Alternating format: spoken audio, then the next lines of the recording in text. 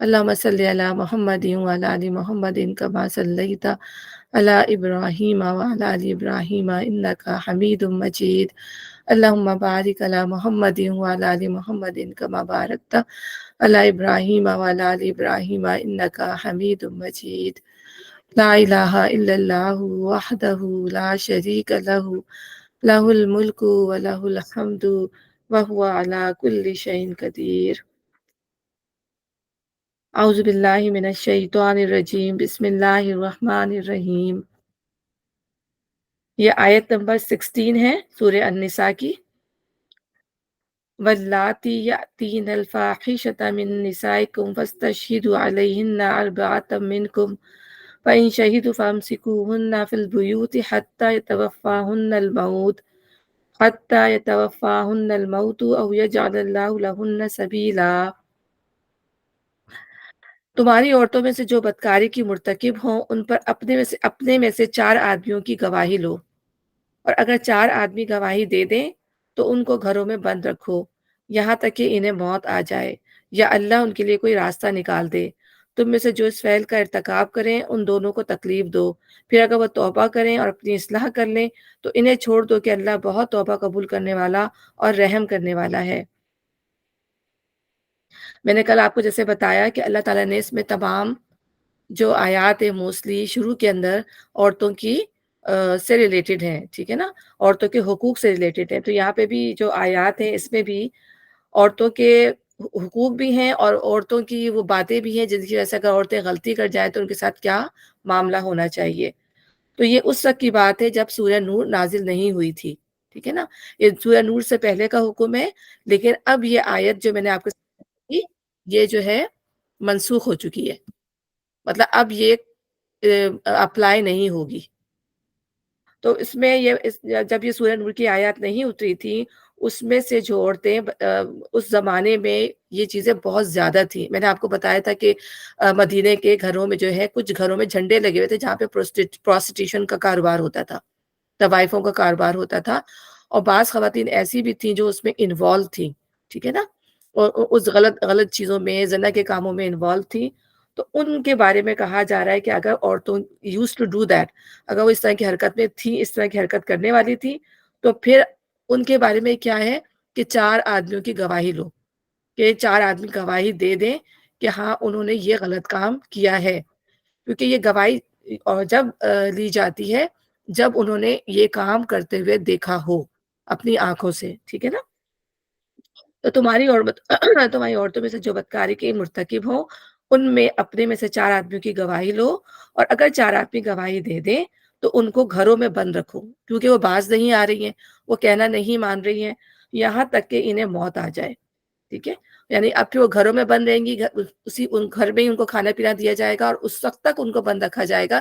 جب تک اللہ ان کے لیے کوئی فیصلہ نہ کر دے یا پھر ان کی موت نہ آ جائے، یا اللہ تعالیٰ ان کے لیے کوئی راستہ نہیں نکال دے، کیونکہ بعد میں پھر اللہ تعالیٰ نے سورہ نور کے ذریعے راستہ نکال دیا۔ اور تم میں سے جو اس فعل کا ارتکاب کرے ان دونوں کو تکلیف دو۔ یہاں پہ 2 جو ہے چیزوں کا ذکر ہے، ایک تو ایک زانیہ عورت، ٹھیک ہے نا، جو غلط کام کرنے کی عادی ہے، غلط کام کر رہی ہے، اس کی سزا ہے یہ، اور دوسری سزا وہ ہے جو 2 مرد اور عورت مل کر کریں یا مرد اور مرد مل کر کریں، یہ ان کی سزا ہے کہ ان دونوں کو تکلیف دو، پھر اگر وہ توبہ کریں اور اپنی اصلاح کریں تو انہیں چھوڑ دو۔ سورہ نور میں زانی مرد اور زانی عورت کی سزا جو ہے وہ 100 کوڑے ہیں، ٹھیک ہے نا۔ اب وہ سزا یعنی کہ اگر کوئی بالکل اسلامی معاشرہ ہو، جیسے کہ نبی صلی اللہ علیہ وسلم نے اسلامی معاشرہ بنایا، اس میں اگر ایسی حرکت ہوتی تو ان کو 100 کوڑے لگائے جاتے، لیکن اب ہم دیکھتے ہیں کہ ایسا کوئی اسلامی معاشرہ ہمیں نظر نہیں آتا، اور اس طرح کا جیسے سعودی عرب میں بھی ہوتا تھا کہ اس طرح کی سزائیں امپلیمنٹ ہوتی تھی، اب مجھے یاد پتہ نہیں ہے کہ اب یہ امپلیکیبل ہیں کہ نہیں ہے، یہ امپلائی ہوتی ہیں کہ نہیں ہوتی ہیں، ٹھیک ہے نا۔ تو تم میں سے جو اس زمانے میں نبی صلی اللہ علیہ وسلم کے زمانے میں جب سورہ نور کی آیات نہیں آئی تھی تو اس میں ان کو پھر سخت سست کہا جاتا تھا، ان کو مارا پیٹا بھی جاتا تھا، ٹھیک ہے نا، اور ان کو جو ہے برا بھلا بھی کہا جاتا تھا جو مرد اور عورت یہ کام کرتے تھے، یا مرد اور مرد یہ کام کرتے تھے۔ اور پھر اگر وہ توبہ کریں اور اپنی اصلاح کریں تو انہیں چھوڑ دو کہ اللہ بہت توبہ قبول کرنے والا اور رحم کرنے والا ہے۔ لیکن اس کے بعد جو ہے اگر وہ توبہ کر لیتے ہیں اور وہ باز آ جاتے ہیں تو پھر ان کو کچھ کہنے کا تمہیں کوئی حق نہیں، کیونکہ اللہ نے انہیں معاف کر دیا، تو پھر دوسرے انسانوں کو بھی کچھ کہنے کا انہیں حق نہیں، کیونکہ توبہ جو ہے دل میں ہوتی ہے اور اصلاح جو ہوتی ہے وہ عمل میں ہوتی ہے۔ تو بندہ اگر دل سے جو ہے وہ اپنے دل سے جو ہے وہ ہے کہ ہاں غلطی مان لی، اسے اپنے دل میں شرمندہ ہے کہ مجھ سے یہ غلطی ہو گئی ہے، اور اس کے بعد وہ معافی مانگ کے پلٹ آیا اور پھر اس نے اپنی اصلاح کر لی، تو کسی بھی انسان پر کوئی حق نہیں کہ وہ ان کو کچھ کہے۔ اور نبی صلی اللہ علیہ وسلم نے فرمایا زنا کرنے والا اس وقت جب کہ وہ زنا کر رہا ہوتا ہے وہ مومن نہیں ہوتا، چوری کرنے والا اس وقت تک مومن نہیں ہوتا جب تک کہ وہ چوری کر رہا ہوتا ہے، اور شراب پینے والا جب شراب پی رہا ہوتا ہے اس وقت وہ مومن نہیں ہوتا، ٹھیک ہے نا؟ لیکن ان کے لیے اللہ تعالیٰ نے توبہ کا دروازہ کھلا رکھا ہے، اور یہ دیکھیں کہ اللہ تعالیٰ کتنا مہربان ہے کہ شاید میرا بندہ جو ہے وہ پلٹ آئے، اور جب بندہ پلٹ آتا ہے دل سے توبہ اور ندامت کا اظہار کرتا ہے تو اللہ تعالیٰ جو ہے پھر انہیں معاف کر دیتا ہے۔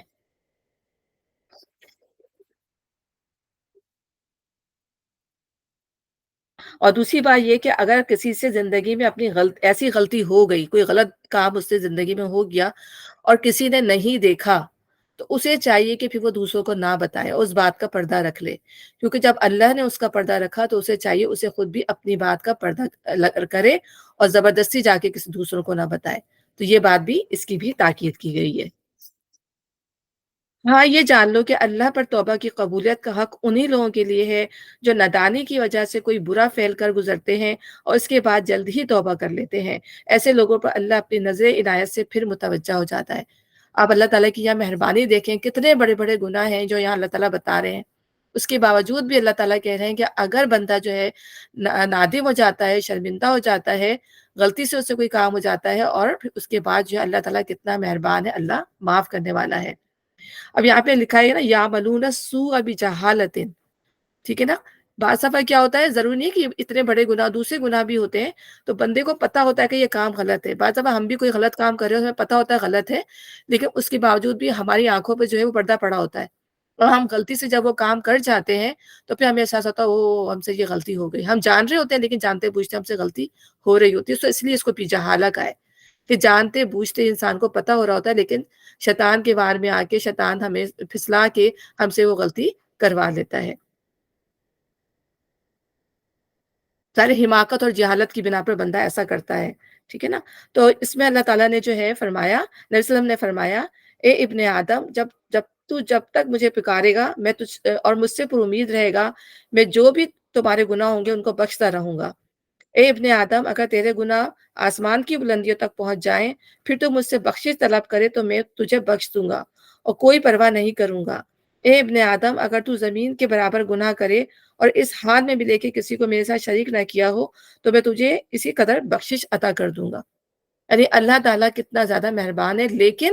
سوائے شرک کے، اگر بندے نے شرک کیا ہو اور اس کی توبہ نہ کی ہو تو پھر اللہ تعالیٰ اس بندے کو معاف نہیں کرے گا۔ اس کے علاوہ اللہ تعالیٰ کہتا ہے میں جو گناہ بھی تم نے کیے ہوں گے لیکن اس سے پہلے اگر معافی مانگ لی ہوگی تو اللہ تعالیٰ اس کو معاف کر دیں گے۔ اس کے علاوہ یہ بھی ہے کہ صلاۃ التوبہ ہے، اگر بندے سے کوئی بہت بڑا گناہ ہو گیا ہے تو ایک تو صدقہ کرے اور صلاۃ التوبہ کرے کہ اس طرح کے اچھی طرح وضو کرے اور 2 نفل نماز پڑھ کے اللہ تعالیٰ سے توبہ کرے، اللہ تعالیٰ مجھ سے یہ گناہ ہو گیا، یہ کوتاہی ہو گئی، تو پھر اللہ تعالیٰ اسے معاف کر دیتے ہیں۔ ایسے لوگوں پر اللہ نظر ہدایت سے متوجہ ہو جاتا ہے اور اللہ ساری باتوں کی خبر رکھنے والا اور حکیم و دانا ہے۔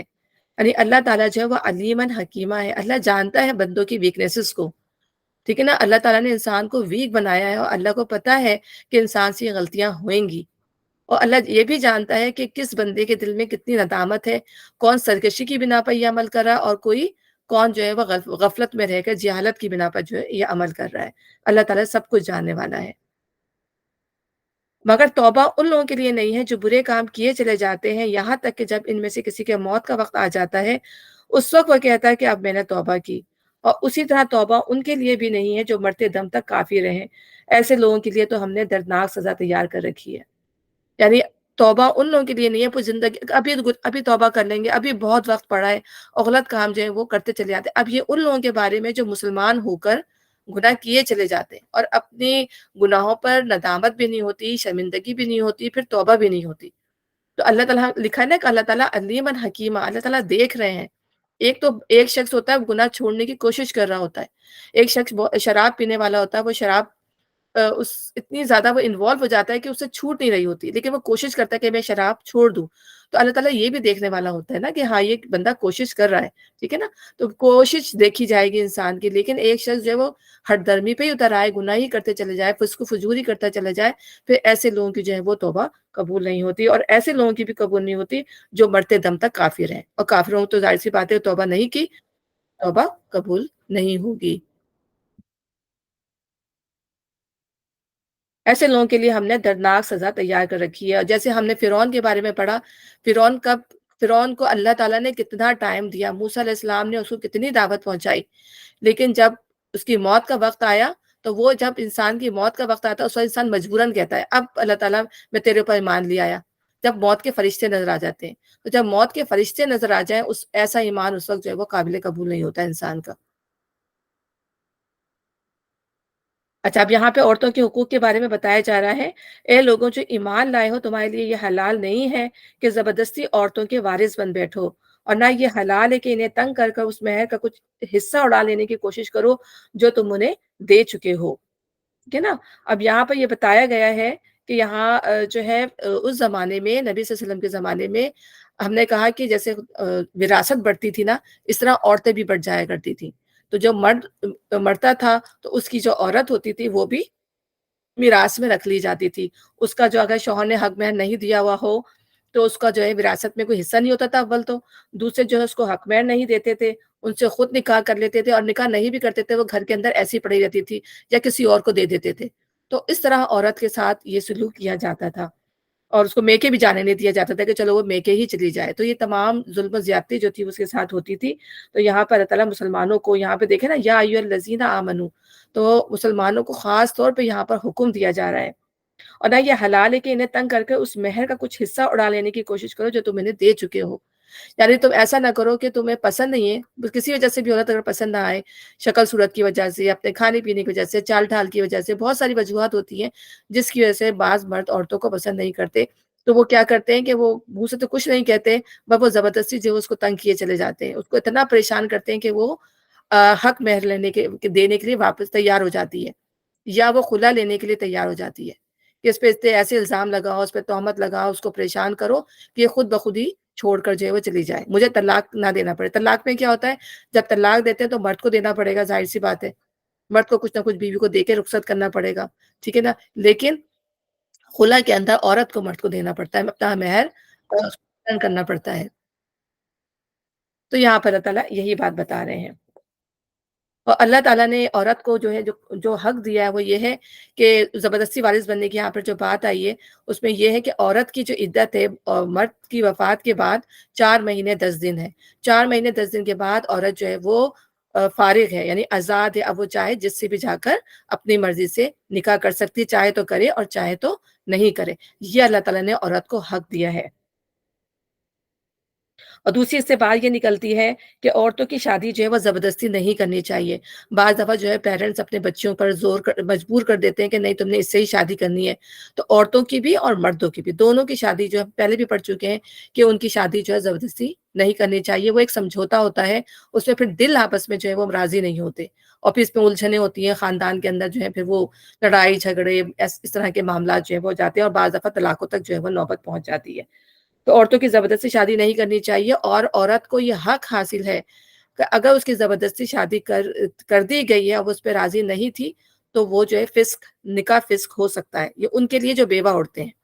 ٹھیک ہے نا، کہ ان کا وہ اپنا نکاح جو ہے فسق کروا سکتی ہیں عدالت جا کے، نارمل یہ چیز نہیں ہو سکتی، یہ معاملہ عدالت سے رجوع کر کے کرنا پڑے گا۔ نظارے والی جو اپنے گھر کے جو والدین ہوتے ہیں یا کوئی ولی ہوتا ہے، بیسیکلی وہی فورس کر رہے ہوتے ہیں نا، اور عورتیں بعض دفعہ مجبوراً جو ہے ہاں بھی کر دیتی ہیں کیونکہ وہ ڈیپینڈنٹ ہوتی ہیں، تو پھر اس عورت کو حق حاصل ہے کہ وہ جا کر عدالت سے رجوع کر سکتی ہے۔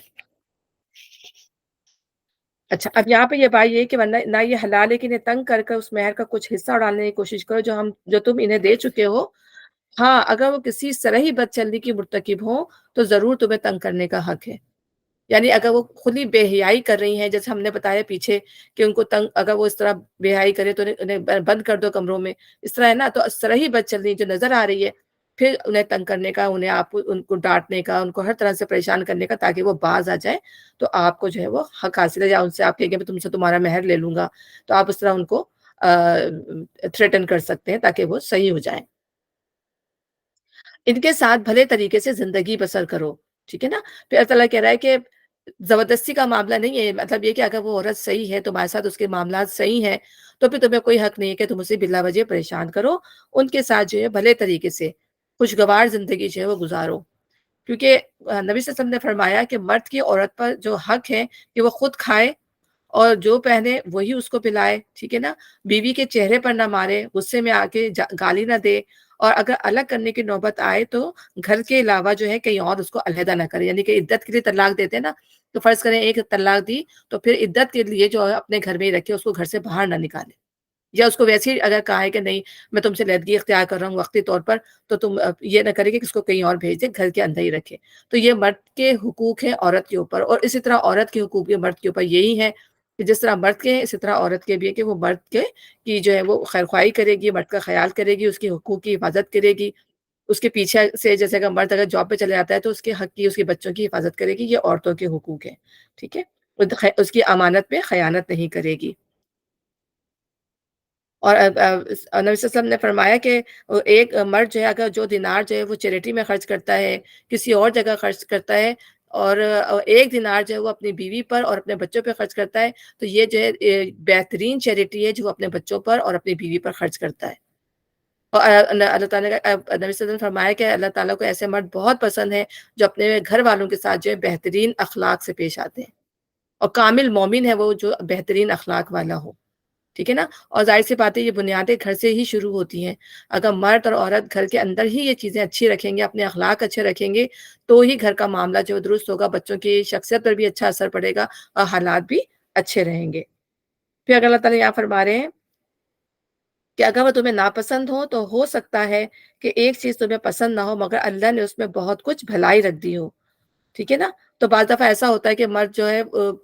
کسی وجہ سے عورت کو پسند نہیں کر رہے ہوتے، جیسے میں نے بھی بتایا، لیکن اللہ تعالیٰ کہہ رہے ہیں اس کے باوجود بھی جو ہے اگر وہ صبر کے ساتھ جو ہے اس کے ساتھ زندگی گزار رہا ہے، تو اس میں اس کے لیے بہت بڑا اجر ہے، ٹھیک ہے نا؟ اگر اس کو شکل پسند نہیں ہے یا اس کی کوئی عادت اس کو پسند نہیں ہے، تو اللہ تعالیٰ فرما رہا ہے کہ اللہ تعالیٰ جو ہے بعد میں کوئی اللہ تعالیٰ اس کے لیے بہتری کے سامان پیدا کرتے۔ بعض دفعہ ایسا ہوتا ہے کہ اگر وہ صبر کے ساتھ جو ہے معاملہ کرتا ہے تو اللہ تعالیٰ اس کے لیے دوسری بہت زیادہ خیر اس کے اندر رکھ دیتا ہے۔ ہو سکتا ہے اللہ تعالیٰ ان کے ذریعے جو اولاد دے، وہ اولاد جو ہے وہ اتنی نیک اور پاکیزہ نکلے، ٹھیک ہے نا؟ جو ان کے اپنے لیے بھی جو ہے وہ برکت کا باعث ہو، خیر کا باعث ہو وہ اولاد۔ اللہ تعالیٰ بعض دفعہ ایسا ہوتا ہے کہ بندہ تنگ دست ہوتا ہے، وہ عورت اتنی نیک بن کے آتی ہے، اللہ تعالیٰ اس کی آنے سے جو ہے گھر کے اندر جو ہے وہ رزق جو ہے وہ بڑھا دیتا ہے۔ تو بہت ساری چیزیں ایسی ہیں جو بندے کو پہلے سمجھ میں نہیں آ رہی ہوتی، لیکن اگر وہ صبر کے ساتھ اس عورت کے ساتھ زندگی گزارتا ہے تو اللہ تعالیٰ یہاں دیکھیں نا خیرن کثیرہ، تو اللہ تعالیٰ جو ہے بتا رہے ہیں کہ اس کے لیے، اس مرد کے لیے خیرن کثیرہ ہے کہ اس کی ناگوار عورت کی ناگوار باتوں کے باوجود، ناگوار چیزوں کے باوجود وہ اس کو اپنے ساتھ رکھتا ہے، کہ اللہ تعالیٰ نے اس میں ہو سکتا ہے کہ تمہارے لیے بہت زیادہ بھلائی رکھ دی ہو۔ اگر اس میں لکھا ہے کہ اگر مرد ایسی عورت سے جو اس کو پسند ہے، شکل سے، بولنے سے، چلنے سے، کھانے پینے سے، پھر بھی وہ صبر کے ساتھ وقت گزارتا ہے، اس کے لیے بہت بڑا اجر ہے۔ بعض دفعہ اس عورت کی دوسری خوبیاں نکھر کر سامنے آتی ہیں۔ بعض دفعہ اللہ انہی کے ذریعے نیک اور صالحین اولاد عطا کر دیتا ہے، مال میں برکت عطا کر دیتا ہے، اور یہ خیر کثیر ہے۔ اور خیر کثیر یہ بھی ہے کہ وہ اللہ کا حکم مان رہا ہے، وہ اچھے اخلاق کے ساتھ بیوی کے ساتھ رہ رہا ہے، وہ صبر کر رہا ہے، وہ اپنے نفس پر کنٹرول کر رہا ہے، یہ تمام چیزیں جو ہیں وہ خیرن کثیرہ کے اندر آتی ہیں، اور آخرت میں اس کا اجر بہت زیادہ ہے۔ پھر اگر اس کے باوجود بھی اگر تم ایک بیوی کی جگہ دوسری بیوی لے آنے کا ارادہ کر ہی لو، یعنی اگر تم سے برداشت نہیں ہوا، تم نہیں رکھ سکے، تم میں سمجھوتا نہیں ہوا بیوی میں اور تم میں، ٹھیک ہے نا؟ تو پھر خواہ تم نے اسے ڈھیر سا مال ہی کیوں نہ دیا ہو، اس میں سے کچھ واپس نہ لینا۔ کیا تم اسے بہتان لگا کر اور صریح ظلم کر کے واپس لوگے؟ اور آخر تم اسے کس طرح لوگے جب کہ تم ایک دوسرے سے لطف اندوز ہو چکے ہو اور وہ تم سے پختہ عہد لے چکی ہیں؟ تو اللہ تعالیٰ یہاں فرما رہا ہے کہ تم نے کچھ بھی اگر دے دیا، کسی مرد نے عورت کو شادی کے وقت جو ہے جو بھی ہوتا ہے، لوگ بعض لوگ گھر بھی دے دیتے ہیں، مہر کے علاوہ بھی بہت کچھ، بہت زیور بھی بھر کے دے دیتے ہیں، تو جب وہ اسے رخصت کرے تو یہ کبھی بھی تقاضا نہ کریں کہ تم ہمیں یہ چیزیں یہ چیزیں یہ چیزیں واپس کرو. اور ہمارے معاشرے میں یہ چیزیں بہت زیادہ ہیں، اور خاص طور پر اس میں مردوں کے ساتھ ساتھ جو ہے ان کی والدائیں انوالو ہوتی ہیں کہ کسی لڑکی کو، کسی بچی کو اگر طلاق ہو گئی تو وہ سب سے پہلے کہتے ہیں ہمارا زیور واپس کرو، ہماری یہ تمام چیزیں چاہیے وہ تم واپس کرو جو ہماری قیمتی چیزیں ہیں. اور کتنی غلط بات ہے، مطلب اس اللہ تعالیٰ کہہ رہے ہیں کہ تم نے ایک ٹائم اس کے ساتھ گزارا، تم نے اپنے جو میاں بیوی کے جو حقوق تھے وہ پورے کیے، تو اس کے بدلے تمہارا کوئی رائٹ نہیں ہے کہ تم نے عورت کو جو کچھ بھی دے دیا ہو. اور یہ قنطار کا لفظ یہاں پہ یوز ہوا، احداہن قنطارن. قنطارن کا مطلب یہ ہوتا ہے کہ بیل، بیل جو ہوتا ہے نا گائے، اس کی کھال بھر بھر کر جو سونا ہوتا ہے اس کو قنطار کہا جاتا ہے. تو اس سے یہ بات نکلتی ہے کہ جو ہے حق مہر جو ہے بہت زیادہ بھی رکھا جا سکتا ہے، اس کی کوئی حد نہیں ہے، کیونکہ ڈپینڈ کرتا ہے کہ اگر کوئی مرد جو بہت رچ ہے اور وہ افورڈ کر سکتا ہے تو بہت زیادہ مہر بھی اس سے، بعض دفعہ کہتے ہیں نہیں مہر تو بس اتنا ہی ہے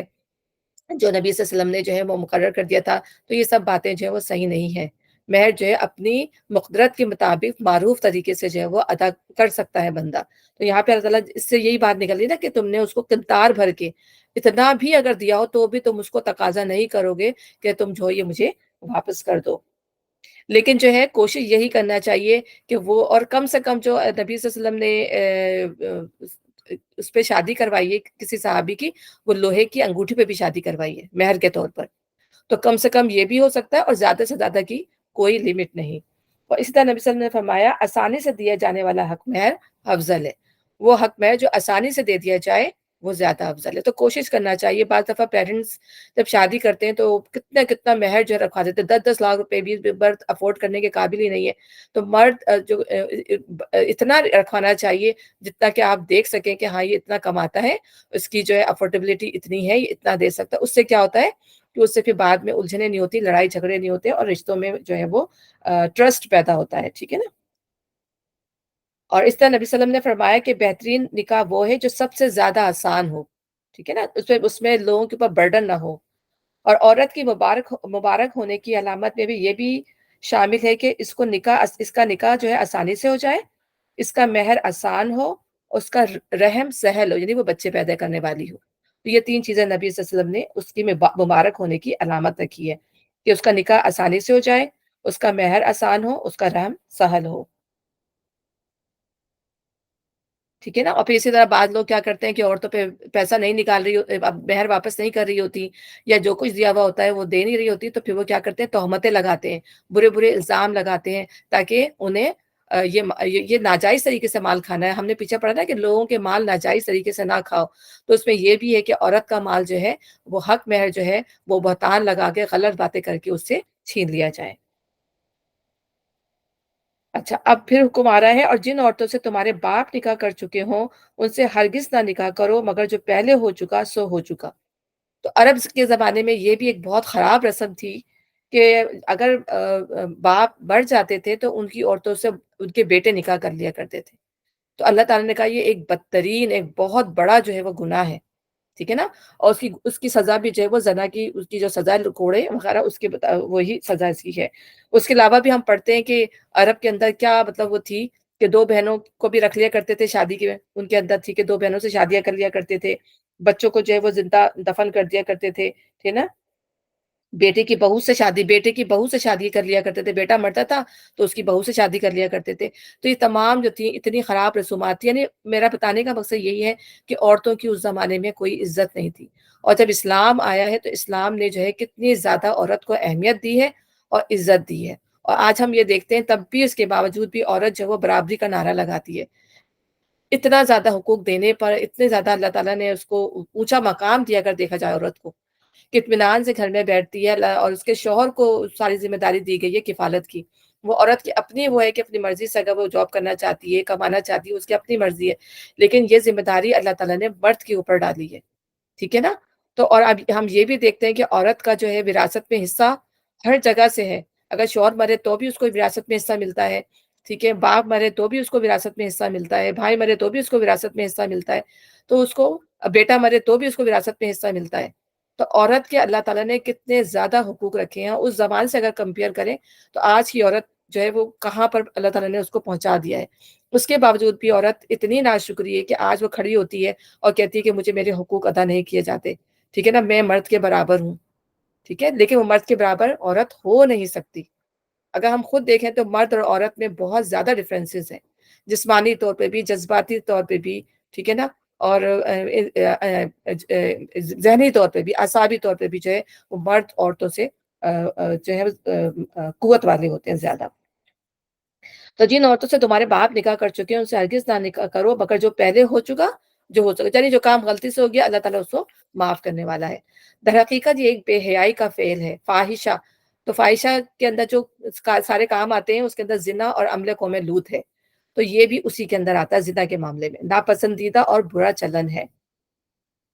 اچھا، اب یہاں پر جو ہے رشتوں کے بارے میں آ رہا ہے کہ کون سے رشتے جو ہے وہ حرام کر دیے گئے۔ تم پر حرام کی گئیں تمہاری مائیں، بیٹیاں، بہنیں، پھپھیاں، خالائیں، بھتیجیاں، بھانجیاں، اور تمہاری وہ مائیں جنہوں نے تم کو دودھ پلایا ہو، اور تمہاری دودھ شریک بہنیں، اور تمہاری بیویوں کی مائیں، اور تمہاری بیویوں کی لڑکیاں جنہوں نے، اچھا اس میں جو دودھ شریک بہنیں ہیں یہ تو آپ کو سمجھ میں آ رہے ہوں گے رشتے سارے۔ دودھ شریک بہنوں میں یا دودھ شریک بھائیوں میں جو بھی معاملات ہیں وہ بہنیں شامل ہیں جنہوں نے صرف ان خاتون کا دودھ پیا ہے، اور جس اولاد نے دودھ نہیں پیا وہ دودھ شریک نہیں کہلائیں گے، ٹھیک ہے نا، کہ ہو سکتا ہے وہ بعض بچے نہیں دودھ پی پاتے ماں کا، ٹھیک ہے نا، تو وہ پھر جنہوں نے ماں کا دودھ نہیں پیا وہ دودھ شریک نہیں کہلائیں گے۔ دودھ شریک وہی ہوں گے جنہوں نے ماں کا دودھ پیا ہوا ہوگا۔ اور تمہاری بیویوں کی مائیں اور تمہاری بیویوں کی لڑکیاں جنہوں نے تمہاری گودوں میں پرورش پائی، ان بیویوں کی لڑکیاں جن سے تمہارا تعلق زن و شو ہو چکا ہو، ٹھیک ہے نا، یعنی جن کے ساتھ تمہارا جو ہے وہ میاں بیوی کا تعلق قائم ہو چکا ہو، ورنہ اگر صرف نکاح ہوا ہو اور تعلق زن و شو نہ ہوا ہو تو انہیں چھوڑ کر ان لڑکیوں سے نکاح کر لینے میں تم پر کوئی مواخذہ نہیں، لیکن صرف نکاح ہوا ہو اور میاں بیوی کے تعلق پیدا نہیں ہوا ہو، اور تمہارے ان بیٹوں کی بیویاں جو تمہاری صلب سے ہوں، یعنی تمہارے سگے بیٹے، ان کی بیویاں حرام کی گئیں، اور یہ بھی تم بیٹیاں حرام کی گئیں، اور یہ بھی تم پر حرام کیا گیا کہ ایک نکاح میں دو بہنوں کو جمع کرو۔ پہلی شریعتوں میں یہ ہوتا رہا ہے کہ دو بہنوں کے ساتھ شادی ہوتی رہی ہے، لیکن اس نبی صلی اللہ علیہ وسلم کی شریعت میں یہ حرام کر دیا گیا، اور اسی سے یہ بھی حکم نکلتا ہے کہ خالہ، بھانجی، پھپھی، بھتیجی ایک نکاح میں شامل نہیں ہوگی، مگر جو پہلے ہو گیا سو ہو گیا، اللہ بخشنے والا اور رحم کرنے والا ہے۔ ظاہر جب تک یہ حکم نہیں آئے تھے لوگوں کو پتہ ہی نہیں تھا، لوگوں سے غلطیاں ہوتی رہیں، تو اللہ تعالیٰ کہہ رہا ہے کہ اللہ معاف کرنے والا اور رحم کرنے والا ہے۔ اور وہ عورتیں بھی تم پر حرام ہیں جو کسی دوسرے کے نکاح میں ہوں، محسنات، البتہ ایسی عورتیں اس سے مستثنا ہیں جو جنگ میں تمہارے ہاتھ آئیں، یعنی جن کو لونڈیاں بنا دیا جاتا ہے۔ کل ہم نے لونڈی کے بارے میں پڑھا تھا نا کہ لونڈیوں کے بارے میں کیا احکامات ہیں اور اللہ تعالیٰ نے کس طرح اس کو گریجولی ختم کیا، تو لیکن اس زمانے میں یہ واقعات ہو رہے تھے، اور لونڈیوں کے یا غلاموں کے جو تھے ایک دم سے ان کو آزاد نہیں کیا جا سکتا تھا، تو اس وقت تک ان چیزوں کو باقی رکھا گیا جب تک یہ چیزیں چل رہی تھی، لیکن اللہ تعالیٰ نے ان کے آنے کا راستہ بند کر دیا۔ یہ اللہ کا قانون ہے جس کی پابندی تم پر لازم کر دی گئی ہے۔ ان کے ماں سوا جتنی عورتیں ہیں انہیں اپنے مال کے ذریعے سے حاصل کرنا تمہارے لیے حلال کر دیا گیا ہے، یعنی ان کے علاوہ پھر کوئی بھی آپ کزنز ہوں، کوئی بھی غیر عورتیں ہوں، ان سے شادی کی جا سکتی ہے۔ اس کی پھر شرط کیا ہے؟ بشرطے کہ حصار نکاح میں ان کو محفوظ کرو، نہ یہ کہ آزاد شہوت رانی کرنے لگو، ٹھیک ہے۔ اب یہ نہیں ہے کہ آپ نے جو ہے وہ نکاح بھی نہیں کیا، ان کے ساتھ جو ہے وہ زندگی گزار رہے ہیں، پھر رہے ہیں، یہاں تو کتنا رواج ہے، گرل فرینڈ کا بوائے فرینڈ بنا کے زندگی گزار رہے ہوتے ہیں، ٹھیک ہے، اور آہستہ آہستہ یہ مسلمانوں کے بچوں میں بھی چیزیں آتی چلی جا رہی ہیں کہ وہ جو ہے وہ کیا کہتے ہیں گرل فرینڈ اور بوائے فرینڈ کے طور پہ زندگی گزار، کیونکہ سارے وہ بچے جو ہوتے ہیں وہ ان چیزوں سے بہرہ مند نہیں ہوتے، ان چیزوں کو اس طرح نہیں سمجھ رہے ہوتے، وہ کہتے ہیں کہ ہم بنائیں گے، ہم اس کو پسند کرتے ہیں، ہم اس کے ساتھ زندگی گزاریں گے۔ اس سے بہتر یہی ہے کہ ان کے پھر نکاح کر دیے جائیں ان بچوں کے، تاکہ وہ غلط کاموں میں نہ پڑیں۔ پھر جو ازدواجی زندگی کا لطف تم ان سے اٹھاؤ، اس کے بدلے ان کے مہر بطور فرض کے ادا کرو، یعنی مہر کو کرنا فرض ہے، البتہ مہر کی قرارداد ہو جانے کے بعد آپس کی رضامندی سے تمہارے درمیان اگر کوئی سمجھوتا ہو جائے تو اس میں کوئی حرج نہیں، یعنی اگر اس میں سے کچھ حصہ بیوی معاف کرنا چاہے تو وہ معاف کر سکتی ہے۔ اللہ علیم اور دانا ہے، اللہ تعالیٰ سب کچھ دیکھ رہا ہے۔ اور جو شخص تم میں سے اتنی مقترت نہ رکھتا ہو کہ خاندانی مسلمان عورتوں سے نکاح کر سکے، اسے چاہیے کہ تمہاری ان لونڈیوں میں سے کسی کے ساتھ نکاح کر لے جو تمہارے قبضے میں ہو اور مومنہ ہو۔ اب یہاں دیکھیں اللہ تعالیٰ ایک اور قانون بتا رہے ہیں، کیونکہ اس میں عورتوں کے جو حقوق ہیں ان کے بارے میں بات کی جا رہی ہے نا، تو یہاں پہ جو لونڈیاں ہیں، ٹھیک ہے، ان کے بھی اللہ تعالیٰ جو کہہ رہے ہیں کہ ان کی بھی عزت کرو۔ اگر تم اس قابل نہیں ہو کہ تم جو ہو کسی آزاد عورت سے شادی کر سکو، محسنات عورت سے شادی کرو، تمہارے پاس مہر دینے کے لیے پیسے نہیں ہیں، زندگی پراپر گزارنے کے طریقے نہیں ہیں، اور تمہارے اندر تم ڈرتے ہو کہ تم اپنی پاکیزگی کو برقرار نہیں رکھ سکو گے، تم گناہ کر بیٹھو گے، تو اس وقت اللہ تعالیٰ نے یہ حکم دیا ہے کہ جن مالکوں کی وہ لونڈیاں ہیں ان سے اجازت لے کر ان کے ساتھ نکاح کر لو، تاکہ تم سے کوئی غلطی نہ ہو سکے، ٹھیک ہے نا، یا تم یہ کہ غلطی میں آ کے کوئی زنا کے مرتکب نہ ہو جا، اس چیز سے بچانے کے لیے اللہ تعالیٰ نے اور پھر یہ کہا ہے کہ ان سے نکاح کرو،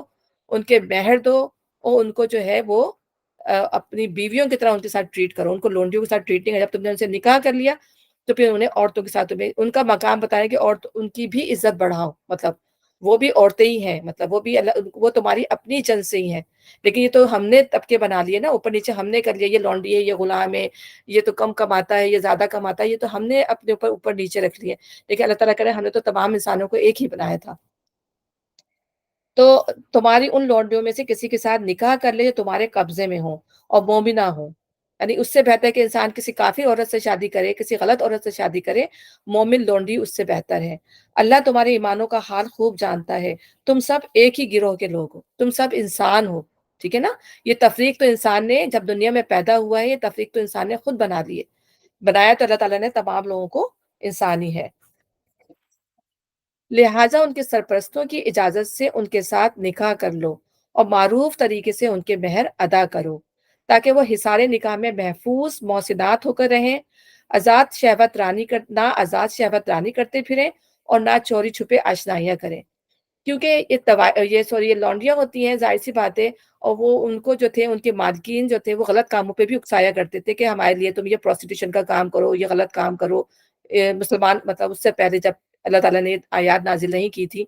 تو غلط کام بھی عورتوں سے کروایا کرتے تھے، تو اس وقت اللہ تعالیٰ جو ہے ظاہر ان کے اندر یہ عادت تھی، وہ یہ کام غلط کرنے کی یوز ٹو تھی، تو اللہ تعالیٰ فرما رہے کہ اس کے باوجود بھی تم نے ان کو محسنات بنایا، اور اگر وہ غلط کام کر رہی ہیں، ٹھیک ہے نا، وہ زنا کے کام میں پھر بھی جو ہے وہ انوالو ہیں، تو پھر کیا ہے، کسی صحیح بد چلنے کی مرتکب ہو تو ان پر اس سزا کی بنسبت آدھی سزا ہے جو خاندانی عورتوں کے لیے ہے،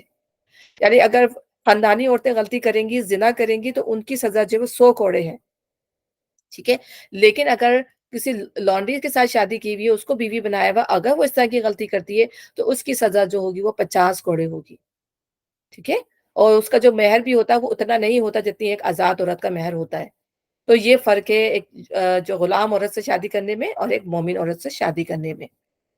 یہ سہولت تم میں سے ان لوگوں کے لیے پیدا کی گئی ہے جن کو شادی نہ کرنے سے بندے تقوی کے ٹوٹ جانے کا اندیشہ ہو، یعنی جو اپنی پاکیزگی برقرار نہ رکھ سکتے ہوں، لیکن اگر تم صبر کرو تو یہ تمہارے لیے بہتر ہے۔ تو یہاں بھی اللہ تعالیٰ نے فرما دیا کہ یہ اس لیے اللہ تعالیٰ نے یہ حکم دیا شادی کرنے کا کہ تمہاری پاکیزگی کو اللہ تعالیٰ نے ملحوظ رکھنا تھا، ورنہ اگر تمہاری مطلب یہ مجبوری نہیں ہے، تم صبر کر سکتے ہو تو پھر صبر ہی کرو، کیونکہ اس کے اندر ایک اور الجھن آ رہی تھی، کیونکہ یہ جو تھی ہم آگے ہم نے پڑھا ہے کہ جو غلام عورتیں ہوتی ہیں وہ جس مرد کے انڈر ہوتی ہیں وہ ان کے ساتھ جو ہے وہ بیوی کا تعلق رکھ سکتا ہے، تو پھر یہاں یہ قید پیدا ہو رہی تھی کہ ظاہر وہ اس کی بھی بیوی تھی جو اس کا مالک تھا، ایک طرح سے اس کے ساتھ اس کو بھی یوز کرتا تھا، پھر دوسرا مرد نے بھی اس کو شادی کر لی تھی، تو یہاں یہ چیزیں بھی ایک قانون یہ بھی غلط مطلب وہ آ رہا تھا، لیکن اللہ تعالیٰ نے یہ اجازت صرف اس وقت تک دی تھی کہ مرد جو ہے کسی دوسری عورتوں کو تنگ نہ کرے یا دوسری ان غلط کاموں میں انوالو نہ ہو، تو اسی طرح اللہ تعالیٰ یہاں بتا رہے ہیں کہ اگر تم برداشت کر سکتے ہو، صبر کر سکتے ہو، تو پھر اس کام سے بازی رہو، نہیں کرو، ٹھیک ہے نا، لیکن اگر تم صبر کرو تو یہ تمہارے لیے بہتر ہے، اور اللہ بخشنے والا اور رحم فرمانے والا ہے، ٹھیک ہے نا۔ اللہ چاہتا ہے کہ تم پر ان طریقوں کو واضح کرے اور انہی طریقوں پر تمہیں چلائے جن کی پیروی تم سے پہلے گزرے ہوئے صلح کیا کرتے تھے، ٹھیک ہے نا، یعنی وہی اللہ تعالیٰ کہہ رہے ہیں کہ یہ اسی طریقے پہ اللہ تعالیٰ تم کو چلانا چاہتا ہے جس سے پہلے ہمارے جو اسلاف گزر چکے ہیں، انبیاؤں کا جو طریقہ تھا اللہ تعالیٰ اسی طریقے پر چلانا چاہتا ہے، وہ اپنی رحمت کے ساتھ تمہاری طرف متوجہ ہونے کا ارادہ رکھتا ہے۔ متوجہ ہونے کا ارادہ یعنی یتوبہ، یعنی اللہ تعالیٰ تمہیں جو ہے معاف کرنے والا ہے، تمہارے پر رحم کرنے والا ہے۔ جب اللہ تعالیٰ یتوبہ کا لفظ استعمال کرتا ہے تو اللہ تعالیٰ انسان کو توبہ کی توفیق بھی دیتا ہے۔ جب انسان غلطی کرتا ہے تو بعض دفعہ لوگوں کو توبہ کی توفیق میسر نہیں ہوتی، تو یتوبہ کا تواب کا مطلب یہی ہے کہ اللہ تعالیٰ نہ صرف توبہ قبول کرتا ہے بلکہ اللہ تعالیٰ اس کی توفیق بھی دیتا ہے۔ تو اپنی رحمت کے ساتھ تمہاری طرف متوجہ ہونے کی ارادہ رکھتا ہے، اور وہ علیم بھی ہے اور دانا بھی ہے۔ اور اللہ تعالیٰ جانتا ہے کہ کس، ہم بار بار پڑھتے رہیں کہ اللہ تعالیٰ جب یہ اپنی صفت استعمال کرتے ہیں تو اللہ تعالیٰ بندے کی ہر کیفیت کو سمجھ رہے ہوتے ہیں کہ بندہ جو ہے کیا کر سکتا ہے اور کیا نہیں کر سکتا، اور اللہ تعالیٰ کے معاملات میں کیا حکمت ہے اللہ بہتر جانتا ہے۔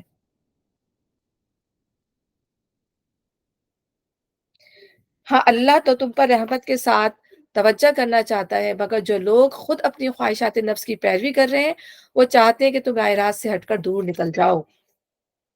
ٹھیک ہے نا؟ اچھا، یہاں پہ جو میں نے آیت پڑھی، یرید اللہ لیبین لکم ویہدیکم سنن، ان لوگوں کا راستہ جن کو اللہ تعالیٰ نے ہدایت دی تھی اس سے پہلے، ٹھیک ہے نا؟ تو اللہ دیکھیں، یہ ہدایت دینا اللہ تعالیٰ یہاں بتا رہا ہے کہ اللہ تعالیٰ ہدایت دینا جو ہے اللہ کا کام ہے، کسی انسان کا کام نہیں ہے۔ تو جو بھی ہدایت کا معاملہ وہ اللہ کی طرف سے آتا ہے، اور ہم اللہ تعالیٰ جب نبی صلی اللہ علیہ وسلم جو تھے وہ پریشان ہو جاتے تھے اور لوگ اسلام قبول نہیں کر رہے ہوتے تھے، صحیح بات کو نہیں مان رہے ہوتے تھے، تو اللہ تعالیٰ جو ہے نبی صلی اللہ علیہ وسلم کو کہتے تھے کہ آپ لوگوں کو ہدایت نہیں دے سکتے، ہدایت دینا جو ہے وہ صرف اللہ کا کام ہے، آپ کا کام جو ہے وہ صرف پہنچا دینا ہے۔ تو جب نبی صلی اللہ علیہ وسلم نے ابو طالب کو اسلام کی دعوت پیش کی، جب وہ ابو طالب کا جو انتقال ہو رہا تھا، تو آپ نے کہا کہ صرف آپ لا الہ پڑھ لیں، میں آپ کا قیامت کے دن جو ہے میں آپ کا گواہ بن جاؤں گا، میں گواہی دوں گا آپ کی طرف سے، ٹھیک ہے نا؟ لیکن ابو طالب نے کلمہ نہیں پڑھا اور پھر وہ جو ہے وہ کافر ہی ہو کے مرا۔ تو اس وقت اللہ تعالیٰ نے آیات نازل کی، انک لا تہدی من احببت، آپ اے نبی ان کو ہدایت نہیں دے سکتے جن سے آپ محبت کرتے۔ تو یہ نبی کا بھی اختیار نہیں ہے کہ ان لوگوں کو ہدایت دیں جن سے وہ محبت رکھتے ہیں۔ تو یہاں پہ یہ اللہ تعالیٰ کی توفیق سے جو ہے وہ انسان کو ملتی ہے۔ اور اسی طریقے سے نبی صلی اللہ علیہ وسلم نے فرمایا، ہر انسان خطا کار ہے اور بہترین انسان وہ ہے جو توبہ کر لے اور جس کو توبہ کی توفیق مل جائے۔ تو اب پھر اللہ تعالیٰ کہہ رہا ہے، اللہ تو تمہاری توبہ کو قبول کرنا چاہتا ہے، تمہیں معاف کرنا چاہتا ہے، لیکن جو لوگ خود اپنے خواہشات نفس کی پیروی کر رہے ہیں، یعنی حق کو جانتے بوجھتے اس کو سمجھنے کے لیے تیار نہیں ہے، اپنی غلطیوں پر اڑے ہوئے ہیں، تو وہ چاہتے ہیں کہ تم راہ راست سے دور ہٹ جاؤ، یعنی یہودی، عیسائی، منافقین، تو وہ چاہتے تھے مسلمانوں کو بھی، مسلمان وہ اس طرح کی جو ہے باتیں پھیلاتے تھے غلط غلط، ٹھیک ہے نا؟ اب جو اللہ تعالیٰ نے یہاں پہ جو احکام دیے ہیں تو ان احکام کے اندر بھی وہ ایسی باتیں نکال کے لاتے تھے تاکہ مسلمانوں کے دل اس سے ہٹ جائے، ٹھیک ہے؟ وہ بیچارے مسلمان ایک عرصے سے ان چیزوں کو کرنے کے عادی تھے، جب قوانین آتے ہیں تو لوگوں کو ہارڈ ہارڈ لگ رہے ہوتے ہیں اس پہ عمل کرنا شروع میں، تو ان لوگوں کو جو تھا وہ منافقین کو اور جو ہے یہودیوں کو موقع مل جاتا تھا مسلمانوں کو بہکانے کا۔ تو یہاں پر اللہ یہی فرما رہے ہیں کہ وہ تمہیں بہکائیں گے، ٹھیک ہے نا؟ تو وہ چاہتے یہ ہیں کہ تم راہ راست سے ہٹ کر دور نکل جاؤ۔ اللہ تم پر سے پابندیوں کو ہلکا کرنا چاہتا ہے کیونکہ انسان کمزور پیدا کیا گیا ہے۔ تو جو بھی حکم ہم یہ دیکھتے ہیں کہ اللہ تعالیٰ نے دیے، وہ دیکھ کے دیے کہ انسان کے اندر ابھی کمزوریاں ہیں، ان کی تربیت میں ابھی کمی ہے، تو اللہ تعالیٰ نے اس لیے اللہ تعالیٰ نے ان کے اوپر جو ہے اللہ تعالیٰ کہہ رہے ہیں نا کہ ہم نے جو پچھلے لوگوں پہ جو اتنے بوجھ ڈالے تھے، ہم نے تو تم پر وہ بوجھ ڈالے ہی نہیں، تو ان بوجھوں کو اللہ تعالیٰ نے ہلکا کیا انسان کے اوپر۔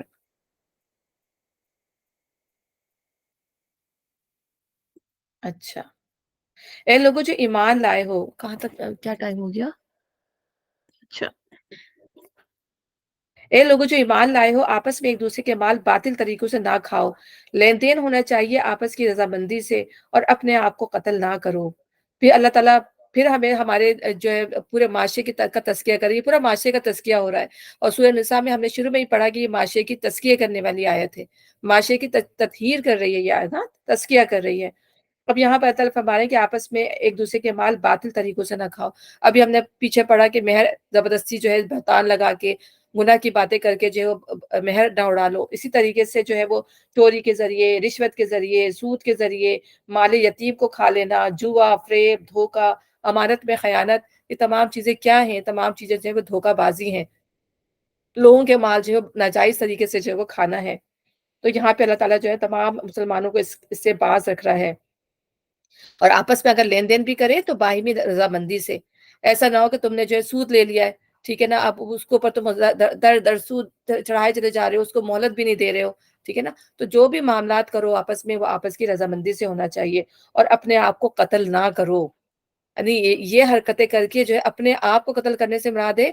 کہ آپس میں ایک دوسرے کو اس طرح قتل نہ کرو، ٹھیک ہے نا. یعنی ایک نفس جو ہے دوسرے نفس کو قتل نہ کرے. ایسا ہوتا ہے نا ہمارے پاکستان میں کیا حال ہو رہا ہے کہ ایک موبائل کے اوپر جو ہے جانیں اتنی ارزاں ہو گئی ہیں، اتنی سستی ہو گئی ہیں کہ لوگوں سے موبائل کے چھیننے کے چکر میں، ایک موبائل کی حیثیت کیا ہے، جان کی کتنی حرمت ہے. ایک انسان کی نیت کی جان بچانا پوری انسانیت کی جان بچانا ہے، اور ایک انسان کو مارنا پوری انسانیت کو ختم کر دینا ہے. اللہ کے نزدیک جو ہے جان کی کتنی غیر معمولی حیثیت ہے، لیکن ایک موبائل کے لیے، ایک تھوڑے سے پیسوں کے لیے جو ہے وہ جانوں کو ختم کر دیا جاتا ہے. تو یہ اللہ تعالیٰ کہہ رہا ہے کہ اپنے آپ کو قتل نہ کرو. اور اس کے دوسرے معنی یہ ہوتے ہیں کہ اپنے آپ کو ہلاکت میں نہ ڈالو،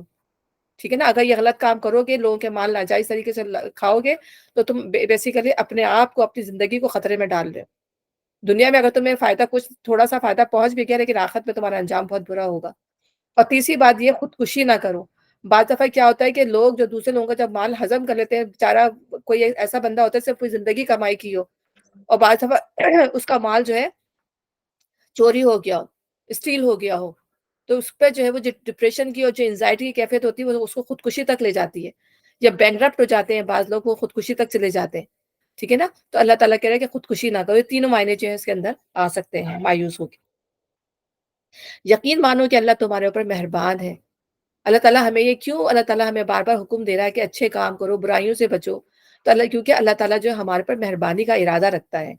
اور جو شخص ظلم و زیادتی کے ساتھ ایسا کرے گا اس کو ہم ضرور آگ میں جھونکیں گے، اور یہ اللہ کے لیے کوئی مشکل کام نہیں. اگر تم ان بڑے بڑے گناہوں سے پرہیز کرتے رہو جن سے تمہیں منع کیا جا رہا ہے، تو تمہاری چھوٹی موٹی برائیوں کو ہم تمہارے حساب سے ساقط کر دیں گے. تو بڑے بڑے گناہ کون سے ہیں؟ ہم پڑھ چکے ہیں کہ شرک کرنا، قتل کرنا، ٹھیک ہے، یتیم کا مال کھانا، سود کھانا، جنگ سے بھاگ جانا، تہمت لگانا، ٹھیک ہے، اور ان لوگوں کے مال ناجائز طریقوں سے کھانا. یہ تمام بڑے بڑے گناہ ہیں. عمل قوم لوط، زنا، یہ تمام جو اللہ تعالیٰ کہہ رہا ہے کہ ان تمام بڑے گناہوں سے اگر بن جائے تو اللہ تو چھوٹے چھوٹے ہم کتنے گناہ کرتے ہیں، اللہ تعالیٰ ہمارے اعمال سے ساقط کرتے رہتے ہیں. کہ ہم کوئی بھی نیکی کہتے ہیں نا، نیکی جو ہے برائیوں کو ختم کر دیتی ہے. تو ہم کوئی بھی نیکی کرتے ہیں، ہماری برائیاں ہمیں پتہ بھی نہیں ہوتا ہم کتنے گناہ جو ہے وہ کر جاتے ہیں، ہماری جو برائیاں ہیں وہ ختم ہوتی چلی جاتی ہیں کہ ہم کوئی بھی نیکی اگر کر لیتے ہیں یا ہم توبہ استغفار کر لیتے ہیں.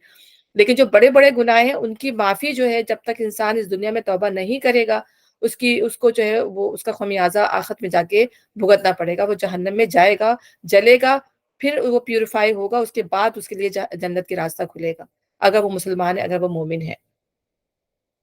تو جن سے تمہیں منع کیا جا رہا ہے، تو تمہاری چھوٹی موٹی برائیوں کو ہم تم سے ساقط کر دیں گے اور تم کو عزت کی جگہ میں داخل کریں گے. اور جو کچھ اللہ نے تم میں سے کسی کو دوسرے کے مقابلے میں زیادہ دیا ہے اس کی تمنا نہ کرو. جو کچھ مردوں نے کمایا اس کے مطابق ان کا حصہ ہے، جو کچھ عورتوں نے کمایا اس کے مطابق ان کا حصہ ہے. ہاں، اللہ سے اس کی فضل کی دعا مانگتے رہو، یقیناً اللہ ہر چیز کا علم رکھتا ہے. بے شک یعنی اللہ تعالیٰ کی رضا میں وہ شکر گزار وہی ہیں. اللہ کہتا ہے نا شکر گزاری کرو. تو کون ہے شکر گزار؟ شکر گزار وہ ہیں جو اللہ کی تقسیم پر راضی رہتے ہیں کہ اللہ نے کسی کو زیادہ دیا ہے، کسی کو کم دیا ہے، تو یہ اللہ کا ٹیسٹ ہے اور یہ اللہ تعالیٰ کی آزمائش ہے، ٹھیک ہے نا. لیکن اللہ تعالیٰ کہہ رہے ہیں کہ رشک صرف تو دو چیزوں پر جائز ہے، کہ ایک اس کو جس کو اللہ تعالیٰ نے جو ہے وہ ایک علم دیا ہو اور اس کو اللہ کے راستے میں بانٹ رہا ہو. دوسرا وہ شخص جس کو اللہ تعالیٰ نے بہت زیادہ مال دیا ہو اور اس مال کو جو وہ بے درغ اللہ کے راستے میں خرچ کر رہا ہو. تو ایسے لوگوں پر جو ہے وہ رشک جائز ہے. اس کے علاوہ دنیا کے معاملات میں کہ ہاں اس کو اللہ اس کو یہ دے دیا، اس کو گاڑی مل گئی، اس کو اتنا بڑا بنگلہ مل گیا، ہمیں تو کچھ نہیں ملا، ہمارے تو زندگی کے دن ایسے ہی گزر رہے ہیں. تو اس طرح کی باتیں کر کے اللہ تعالیٰ کی ناشکری کر کے جو ہے وہ انسان جو ہے اپنی عاقبت خراب نہ کرے. تو پھر دنیا کے معاملے میں بھی اور آخرت کے معاملے میں بھی ہر ایک کو اس کے حساب سے بدلہ دیا جائے گا. تو مردوں کا جو کچھ مردوں نے کمایا ان کا اس کے مطابق ان کو حساب کتاب دیا جائے گا، اور جو کچھ عورتوں نے کیا ہے اس کو اس کے مطابق اعمال میں بدلہ دیا جائے گا. ہاں، اللہ سے اس کے فضل کی دعا مانگنا چاہیے. اللہ تعالیٰ نبی صلی اللہ علیہ وسلم نے دعائیں دی ہیں کہ دعائیں بتائی ہیں کہ ہمیں اللہ تعالیٰ سے رزق کی فراخی کی دعا کرنی چاہیے کہ ہاں رزق، ہم نے کتنے دفعہ پڑھا کہ رزق ہمارے لیے بھلائی ہے، ہمارے لیے بہتری ہے، اور اس کی دعا کرنی چاہیے، اس کے لیے جد و جہد کرنی چاہیے، ٹھیک ہے نا. مال کو برا نہیں سمجھنا چاہیے. ہاں، مال کو شر ہم بار بار پڑھ چکے ہیں، ہم اپنے خود اپنے عمل سے مال کو شر بناتے ہیں. ٹھیک ہے؟ تو مال کی دعا کرنی چاہیے، یقیناً اللہ ہر چیز کا علم رکھتا ہے، کیونکہ اللہ تعالیٰ ہی یہ کون دینے والا ہے، رزق جس کو بھی دیا ہے اللہ تعالیٰ نے دیا ہے، تو جب انسان اللہ سے خلوص دل کے ساتھ دعا کرتا ہے تو اللہ تعالیٰ اس کے رزق میں اضافہ کرتا ہے۔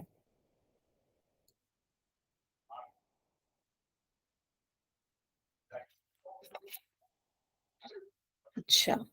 ہم نے ہر اس ترقی کے حقدار مقرر کر دیے ہیں جو والدین اور رشتہ دار چھوڑیں، اب رہے وہ لوگ جن سے تمہارے عہد و پیمان ہو تو ان کا حصہ انہیں دو، یقیناً اللہ ہر چیز پر نگراں ہے۔ یعنی ہم نے جو پیچھے پیچھے جو وراثت کے حصے پڑے تو اللہ تعالیٰ کہہ رہے ہیں کہ وہ تو ہم نے فرض کر دیے، وہ تمہیں دینے ہی دینے ہیں، لیکن اللہ تعالیٰ نے ایک ون تھرڈ کا جو حصہ وصیت کرنے والے کے لیے رکھا ہے، اس ون تھرڈ کے اندر سے جو ہے وہ ان لوگوں کو دیا جا سکتا ہے جن سے عہد و پیمان ہو کہ ہاں میں تمہیں دوں گا، میرے پاس اللہ تعالیٰ نے اگر میرے رزق میں برکت دی تو میں تمہیں بھی دوں گا، میں تمہیں بھی دوں گا، تو لوگ وعدہ کر لیتے ہیں، تو اللہ تعالیٰ کہہ رہا ہے کہ تمہیں کوئی منع نہیں ہے کہ تو اپنے رزق میں سے ان لوگوں کو بھی دو جن سے تم نے وعدے کیے ہیں۔ اچھا، اب ہم یہیں پہ ختم کرتے ہیں انشاءاللہ تعالیٰ، ٹھیک ہے؟ آج ذرا میری ایم سی کلاس بھی ہے، تو انشاءاللہ تعالیٰ اب آپ لوگ بتائیں کہ ہم فجر کے بعد اس کو کنٹینیو کریں یا پھر یہاں پہ مجھے آپ ہینڈ ریز کر دیں تو مجھے اندازہ ہو جائے گا۔